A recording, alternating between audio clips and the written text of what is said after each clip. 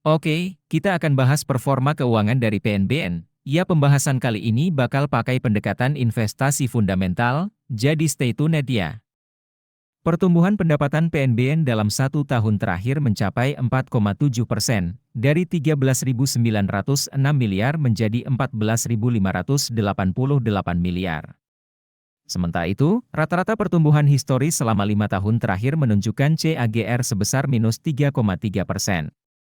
Dilihat dari laba bersih, PNBN mengalami peningkatan sebesar minus 8,9% dalam 1 tahun terakhir, dari 3,273 miliar menjadi 3,006 miliar. Namun, CAGR historis selama 5 tahun menunjukkan penurunan sebesar minus 1,2%. Profitabilitas PNBN menurun jika dilihat dari gross profit margin yang turun dari 71,5% menjadi 63,1%. Sementara itu, net profit margin juga mengalami penurunan dari 23,5% menjadi 20,6%.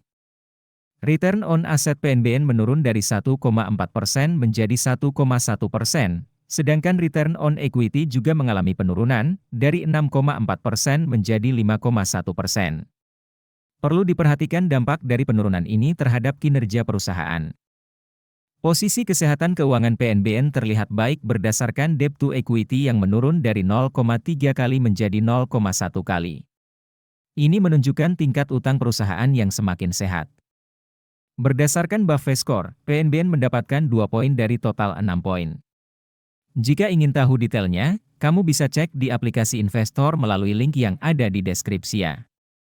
Nah, sekarang saatnya masuk ke tahap yang ditunggu-tunggu, yaitu valuasi PNBN. Valuasi adalah proses menilai nilai intrinsik suatu saham berdasarkan fundamental perusahaan.